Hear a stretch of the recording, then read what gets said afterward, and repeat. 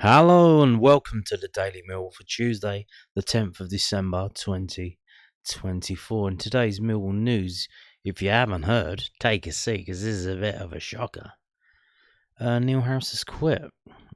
He seems to have handed his notice in terms of he's not walking away straight away.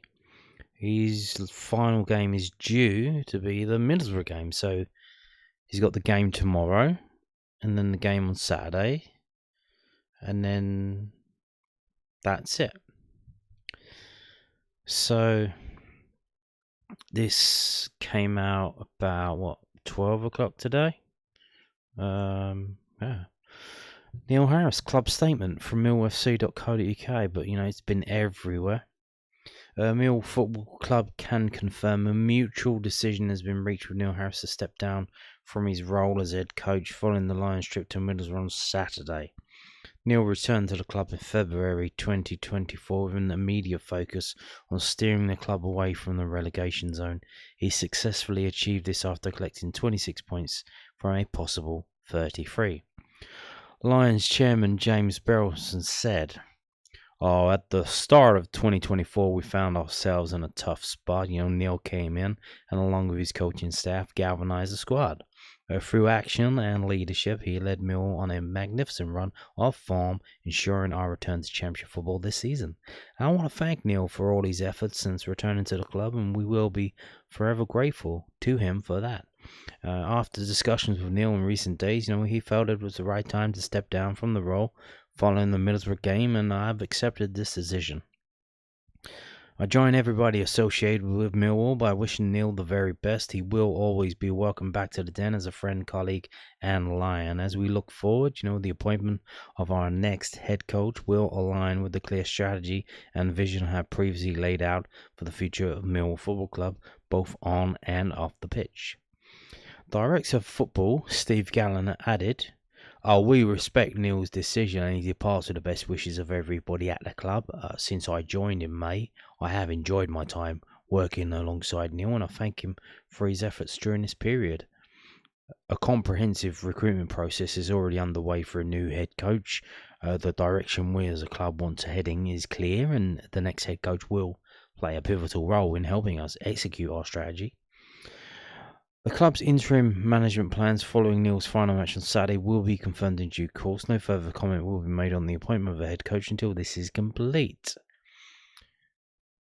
So they're going to go through all of that thing that they went through before, with shortlists and interviews and whatnot. Or they're just going to pick a name and go run with it. I don't know. But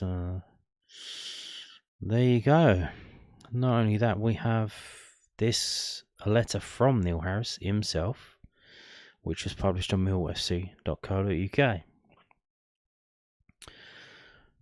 Today I'm announcing that I will be leaving Millwall Football Club after Saturday's game against Middlesbrough. This isn't an easy decision, as everyone knows. This club is more than a job to me. It's my club and always will be. Being here always felt like home, as a player, as a captain, and as a manager. And we are a family, and it's been my life for so many years, but I always said when I returned that I would leave when the time felt right, and now is that time. Coming back last season and all the highs that came with it will never be rivaled. It was one of the highlights of my career. We fought together as a team, as fans, and as a united football club. We have some special characters in this team. They're dedicated and hungry to do well. With the right encouragement and support, I'm sure they can achieve great things. I would like to thank all the staff at the club for their loyalty and support, especially, the owner, James Belson, for welcoming me back. He's been superb to work with, and I'll always be grateful for the great friendship we shared. We have the most passionate fans in the country, and your support's meant the world to me. We're often misunderstood, but the uniqueness of Millwall is also what makes us so special.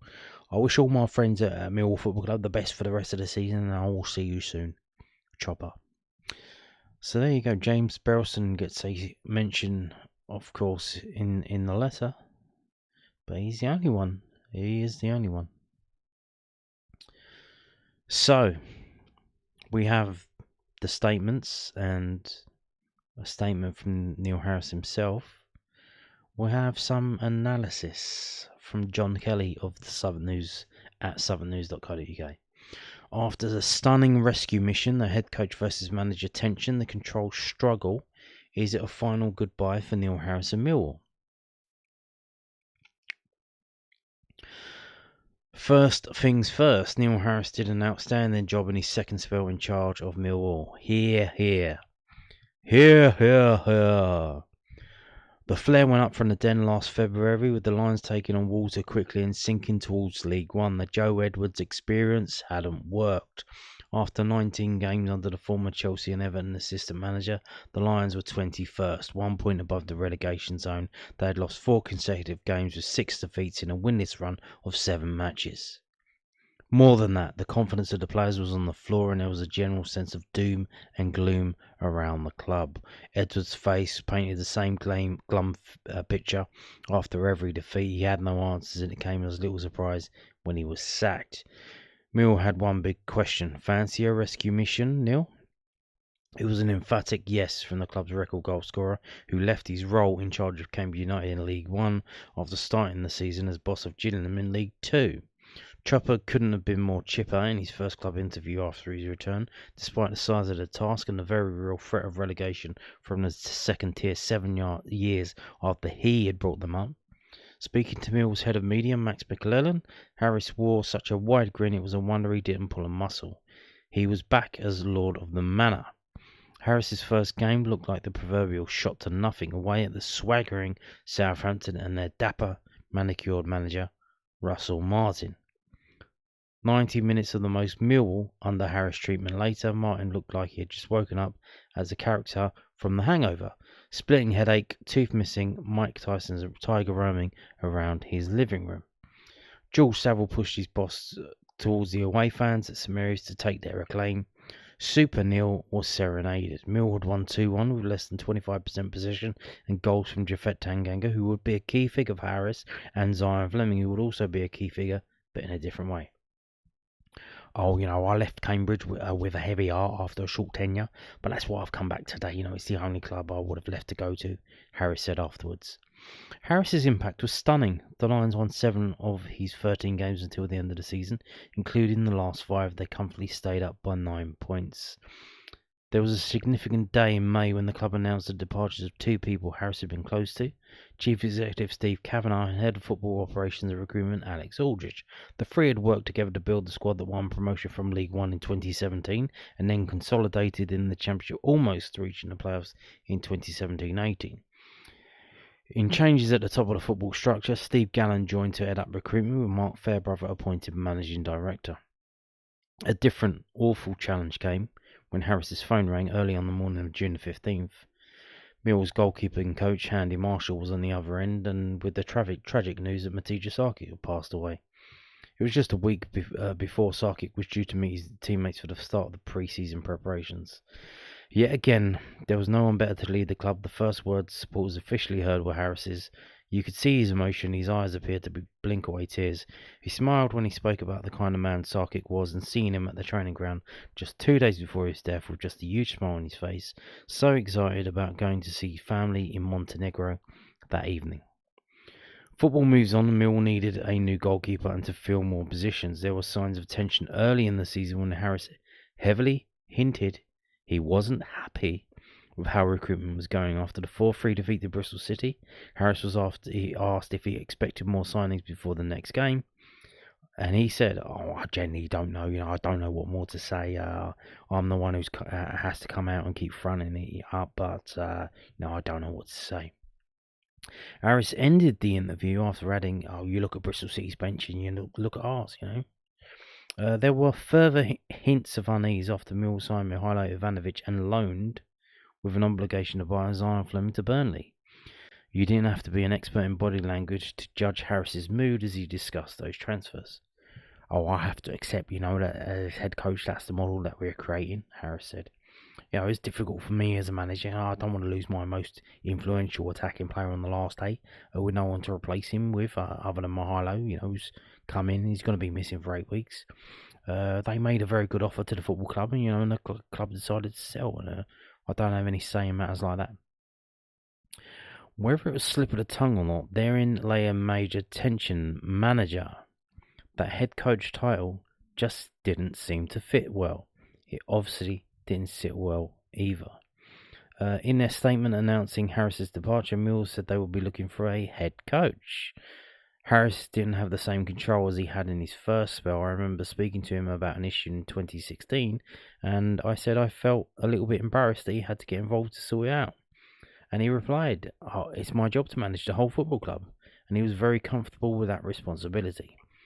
It was clearly a different role this time around, and whatever gaps there were widened over the summer. In an update to supporters of Millwall's website earlier in the season, Chairman James Burleson outlined his vision. The Lions would identify players that the club would have the opportunity to increase their skills as well as their overall value. Then to last Saturday, and Harris's Ficko's comment appeared to be directed at some Lions supporters. Harris knows a manager, head coach, does not insult his own fans, even if there is an element of truth in it. It felt like something was brewing or coming to a boiling point. When Harris walked across the Kenilworth Road pitch on the night of October 2nd, 2019, after a 1-1 draw with Luton Town, only he and those closest to him knew that he was leaving. He had been jeered by a section of the away support, and that hurt. This time at the Riverside it will be different. In Harris's 31 games since his return, only Leeds United 59 and Middlesbrough 55 have gained more points than Mill's 51. Harris will receive a hero's goodbye, and he will get the chance to take it in and return the warmth. Whether it's the final goodbye, only time will tell. We have the situation where we now have a home game and an away game, we assume, because obviously we've got this game tomorrow at home.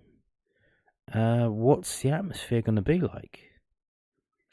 You would imagine, like, there's a lot of shock going around.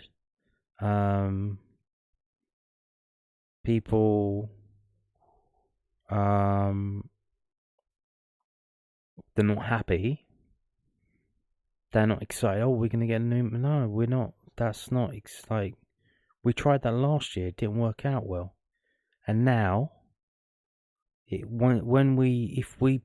new guy is as shit as Joe Edwards is, who are we going to call? Ghostbusters? No, like, you can't, like, Neil Harris ain't going to come back. That's it. Like, that was the one and done, and push the emergency button. You know, if we fuck it up this time, it's League One, I'm afraid. No one's coming to save you. No one is coming to save you. He already did it. And so, now moving on to this from oddschecker.com.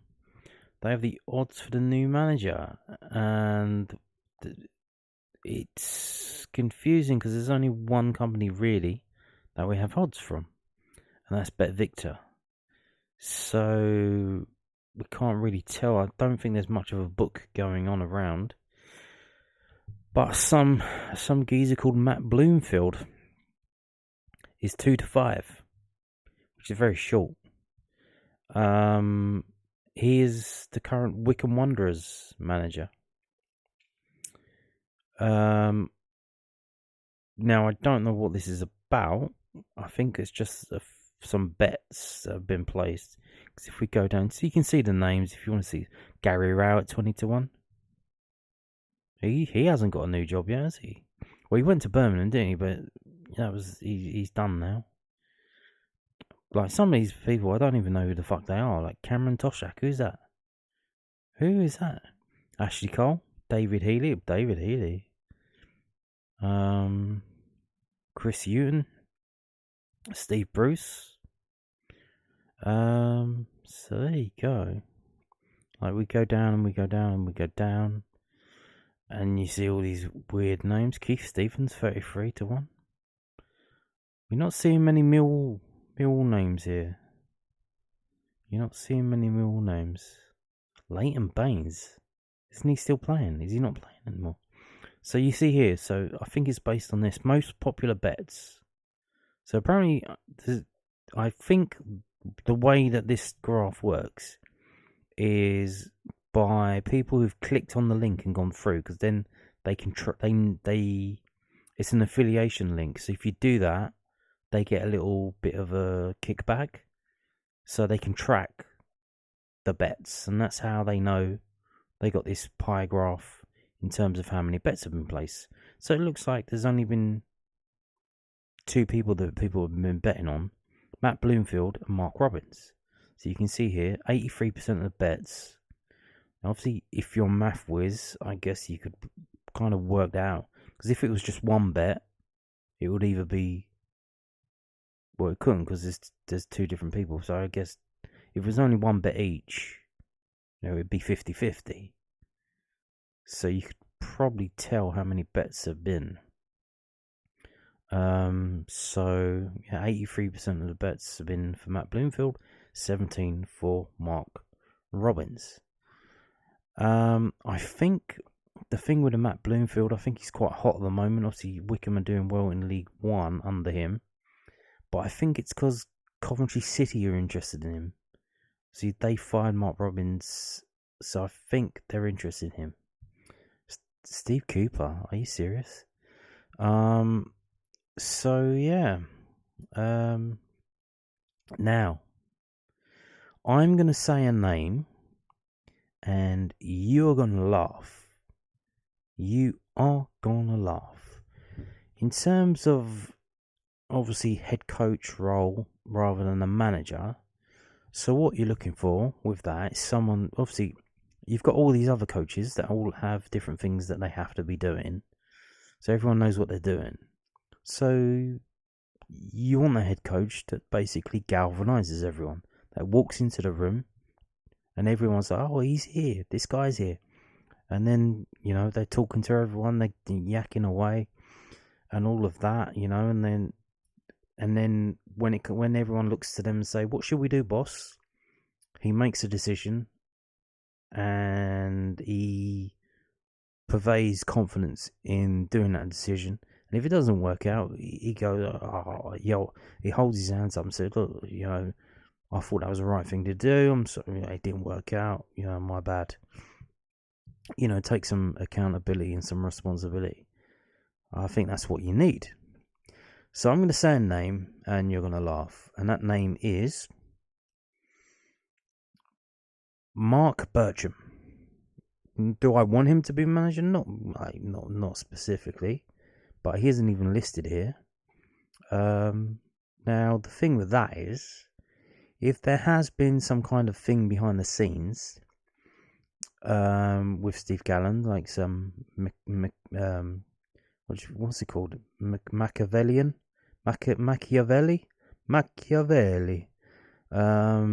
Some kind of power struggle behind the scenes. I think it's just as they said. Neil Harris was the Mill manager. Now he's just the Mill coach, and basically you have to ask everyone else for something when you want something to be done. It's like you've got all these different layers. Like before, you just did it yourself, and now you can't.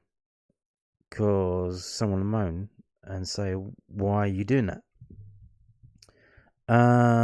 So yeah, Mark Bircham, if you didn't know, the thing with Steve Gallen is that he was the caretaker manager of QPR with Steve Gallen. So they obviously know each other and they work together. I don't know if they had a falling out. Obviously, that means he's probably not going to be involved. He's former Millwall, so he has that connection.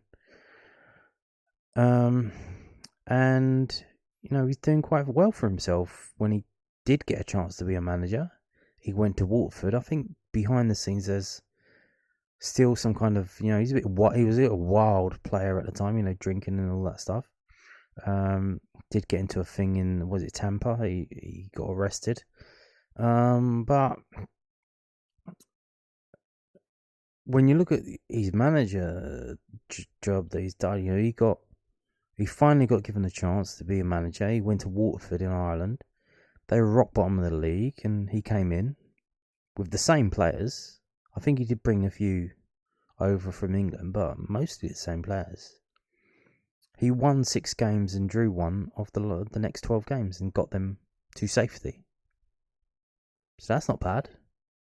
He went and got the job. He took that job, and he did it because he needed to prove himself. And then, since then, he's been at Como. If you don't know about Como, they were in Serie B. They got promoted to Serie A. So he's the first team coach. He's not managing the team. He's one of the coaches there. Cesc Fabregas is the main coach. But he's there in Serie A. So he's no rum dum. He must know what he's doing. Or as I said, he's very popular. He seems to have the gift of the gab. He can talk. He can talk the legs off a back legs of a horse. So not saying that I think that should happen, but he's not even listed here. And people would say, well, why does it matter that you need to get a Millwall player? Because this isn't just another job. Very few people here with connections to Millwall. Obviously, Gary Rowett, former Millwall manager. Andy Woodman, I believe he is he's the Bromley manager, is he not? But you go down here, Dave Challoner, did he used to play for Millwall back in the day? I'm not too sure. But I think he was the Stockport manager. I think he's gone somewhere else. But other than that, look, like, who are these people? So, Robbie Keane, Mark Kennedy. Mark Kennedy's out of a job, isn't he? No, he's at Swindon now. Did he get fired from them? So, yeah, there's not many former Millwall players here.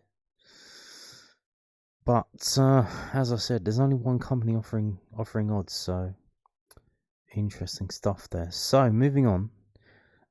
Before we do, I did want to say. So obviously, Neil Harris deciding to leave. Now, does he know something that's happening that we don't know? Namely, there's been a lot of talk recently about Romain Esse leaving the club in January. If Neil Harris, we all assume, because most of it was put out by the Football League World and places like that, but the Evening Standard, or the Standard, whatever they're called now, they put it out this week. Is it real? Is it happening? Because he made the point of saying, we've got Japhet Tanganga missing, we've got Jake Cooper missing, we've got Romain Esse missing. And that led to the Ficko's comments, like, if you thought we were going to steamroll them, like, you must be a Ficko. Or I'm paraphrasing.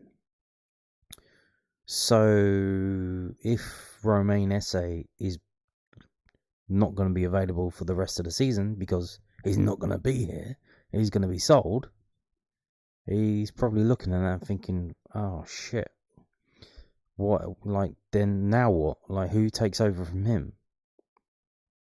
Does Steve Gallen go out and buy some wonder kid for £4 million who's not ready to play in the Championship? So we wait to see. I hope that's not the case. But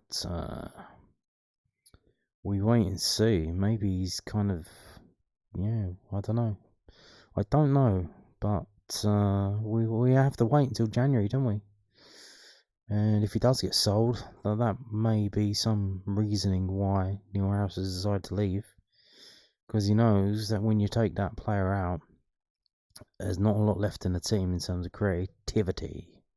Especially you take Fleming out, then you take Esse out. It's like, oh, thanks. Now what? Now, moving on. As we have to do, and Neil Harris will do, after the game on Saturday. They have finally released details of the ticket prices for the Dagenham and Redbridge FA Cup game on Monday the 13th of January. It's going to be on ITV4, I believe. ITV4. So, holy shit. So, damn.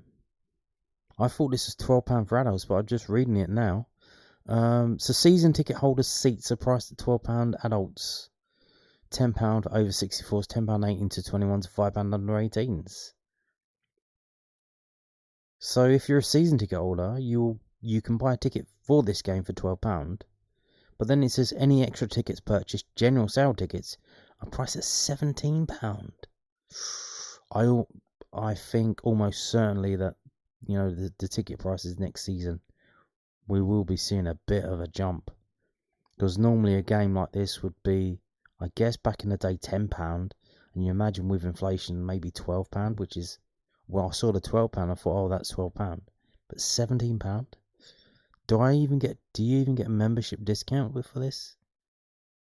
Oh, they're opening West Upper and West Lower. Or the BK. Barry Kitchener, not Burger King. They're opening the whole ground.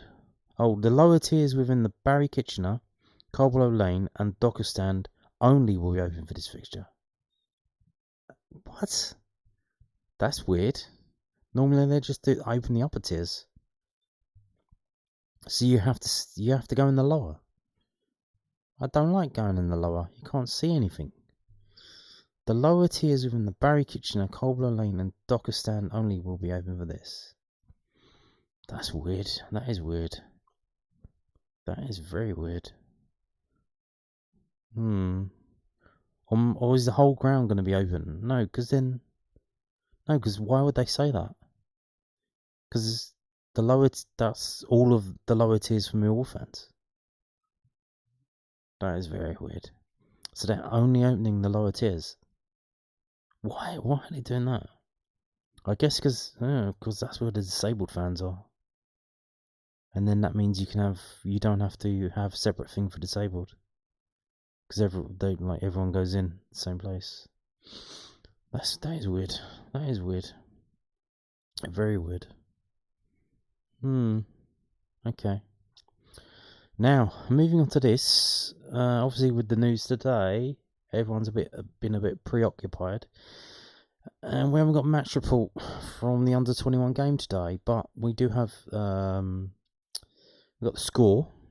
We do know that. Obviously, the team was put up on Twitter, but the thing with Twitter and X, obviously, if you're not logged in, you can't see the account if you're not signed in. You can for Millwall's official account because they paid to get the gold account, which means people from outside can view your posts, but they can't see any replies or that, so they can see the post. But for Millwall Academy is just normal blue tick, not gold tick. So now the game's 3-0. It was 3-0. It was quite a young team, so there weren't any first team squad members involved, not even Carl Smith. So I think that suggests we know who's going to be involved in the game tomorrow. Frankie Baker. So it was 0-0 at half time. Frankie Baker scored a penalty on the 52nd minute. Cavalli Hayward scored to make it 2-0 in the 65th minute. And then Rafiq Lamptey. The redemption. I guess they're not playing in defence anymore, which was just weird. He scored on the 83rd minute to make it 3-0. So there you go. That means, as it refreshes, that the Lions are now on 21 points from 13 games. They've got game in hand on Bournemouth, 2 games in hand on Charlton, as they aim to get into the first 2 places. And now they go on a little bit of a break. They don't have another game until, I think, the 7th of January. Yeah, 7th of January. QPR away, which is interesting, fun. Had to have a winter break, kind of unusual, but there it is. I guess they'll still be in for training. Maybe some of them will go out on loan, like a 28-day loan, youth loan, to get some games. I guess it's kind of weird if you're a football loan, you don't actually play football. Obviously, training is training. It's not really the same, is it? But there you go. See you next year. Bye for now. So we are now going to move on to the matter at hand. Sheffield United game tomorrow night at home. Neil Harris's send off. Hopefully the Fickos they keep their mouth shut now that they've got what they wanted. They got what they wanted, and so hopefully it doesn't turn toxic, especially if there's a bad result, and we see things that we don't want to see. Hopefully there's a modicum of decorum from the fans, and the manager doesn't have to call anyone any names. But so today there were some games in the Championship. Burnley drew with Derby 0-0 with Zion Fleming as a striker, and the fans are really happy about that. Luton 2, Stoke 1, Portsmouth 0, Norwich 0. So Portsmouth seem to have turned a corner. They are doing very well. Sheffield Wednesday 0, Blackburn 1, Sunderland 1, Bristol City 1, Plymouth 1, Swansea 2, and Leeds 3, Middlesbrough 1. So, this is what the table looks like now. Now, there is an incentive for Sheffield United to win tomorrow, and that is to go back top of the table, as they have been usurped by Leeds United. Millwall are in 13th place. We have 2 games in hand on the teams around us, which may come in handy.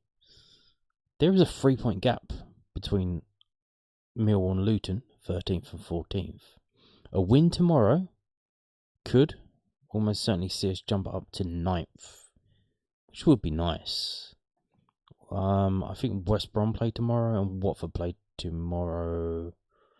West Brom versus Coventry and the Watford away at Hull.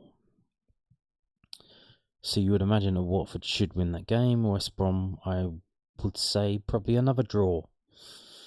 Do not take betting advice from me, but I mean, damn, 11 draws from 19 games.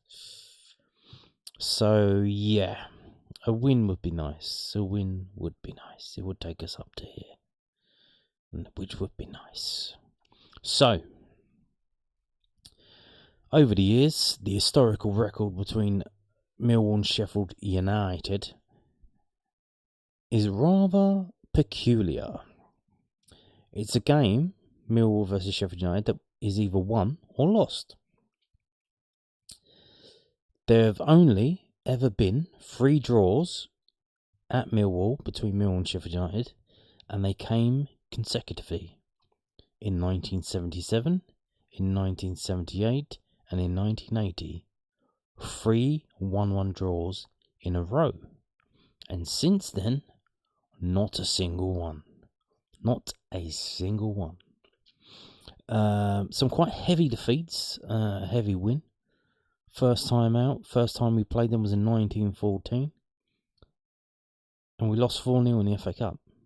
We didn't play them again until many years later, in 1939, which is weird because obviously both of those years are years that world wars started. But this time, we won 4-0. We lost 4-1 in 1980. And we lost 4-0 in 2005. And if you go... So the record recently is last time out, because obviously we missed them for a year because they were in the Premiership. So last time out was 2 seasons ago.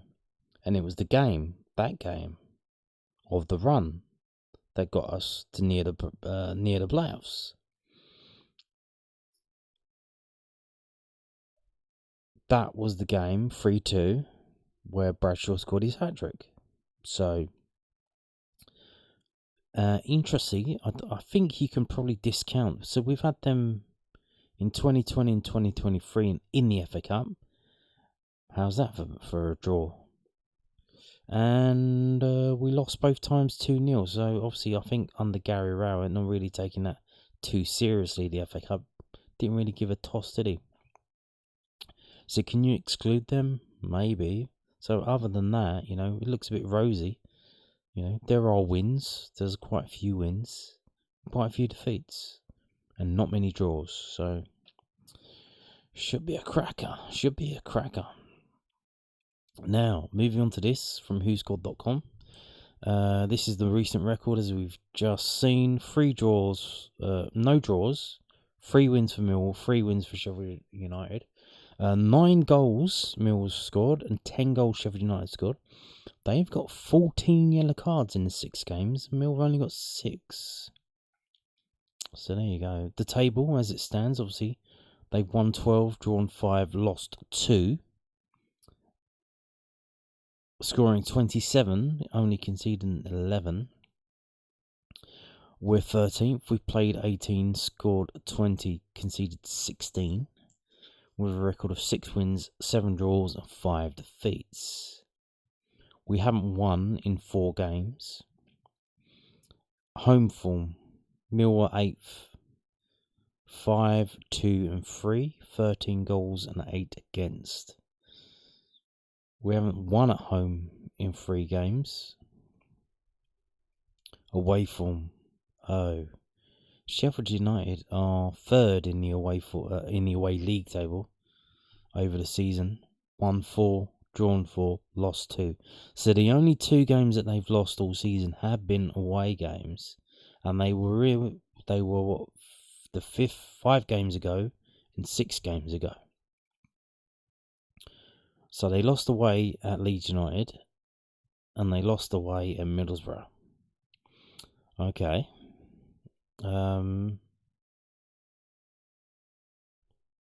If we go back, I've just clicked on that by accident. So, let's go down to the most recent record. These are the last 6 home games and the last 6 away games for Sheffield United. Home games for Millwall. As you can see, very tight at home for Millwall. Not many goals, under 2.5 goals in all of these games. If we win, it's got to be 1-0 because we can't score more than 1 goal, so we need to keep a clean sheet to win. If we don't keep a clean sheet, the best we can do is a 1-1 draw. And that didn't work in the last game because we lost 1-0. So we still managed to keep the score down, but we didn't get that goal back. And that's, failed to score. That's the first time we failed to score at home in quite a while, which is probably why everyone was a bit upset, especially when we didn't have a shot on target. Now, Sheffield United have scored 2 goals in each of their last 4 away games. They scored 2 goals against West Bromwich Albion in a 2-2 draw. They scored 2 goals against Coventry in a 2-2 draw. They scored 2 goals at Bristol City as they won 2-1. And they scored 2 goals away at Blackburn as they kept a clean sheet and won 2-0.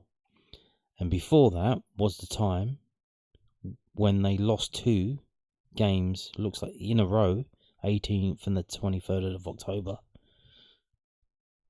And that's the only 2 games I've lost all season, where they failed to score. So there you go. They lost 2-0, 1-0. Strengths and weaknesses. They have no weaknesses. Oh dear. So, moving on to this from whoscored.com again. It's their prediction.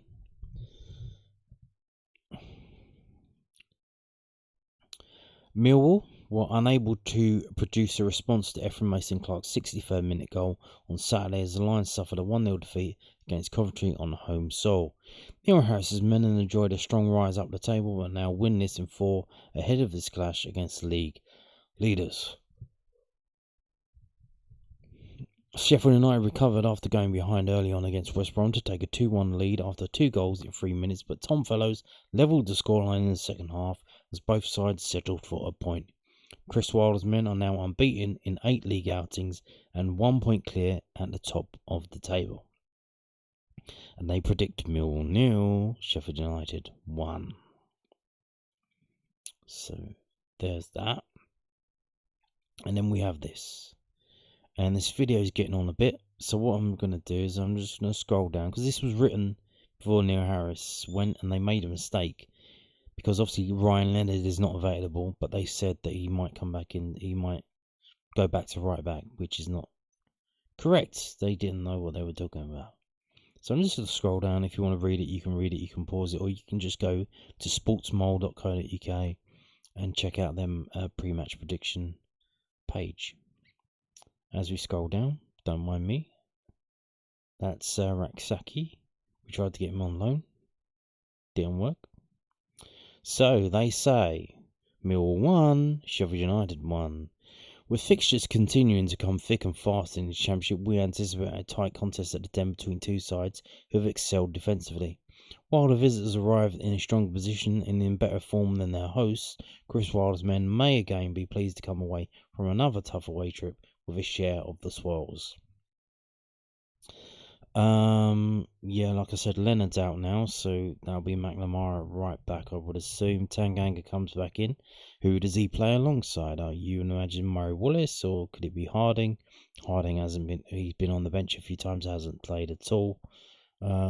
So we assume it's going to be Murray Wallace. He did okay the other day, but that was due to, I think, low expectations. Brian will have to start, won't he? Who'd you pick in the middle? Obviously, it's Neil Harris's final home game, we assume. Is he going to make a statement? Is he going to play the players that he wants to play? Is he going to play Bradshaw? Is he going to play Billy Mitchell? Is he going to play Doris, the tea lady? I don't know. But we wait to see. We wait to see. Or does he play the youngsters just because he's going anyway? So it don't fucking matter to him, does it? If we lose, or if we win, if he maybe starts with Maku and Ivanovic, maybe he does it as a point to prove, to say, hey, look, I played him, I started him, and we lost 5-0. So, good luck to the new guy. But yeah, like I said, I hope something like that doesn't happen and the fans turn on him, and he leaves before the Middlesbrough game. But we wait to see. What am I going to predict? I don't know.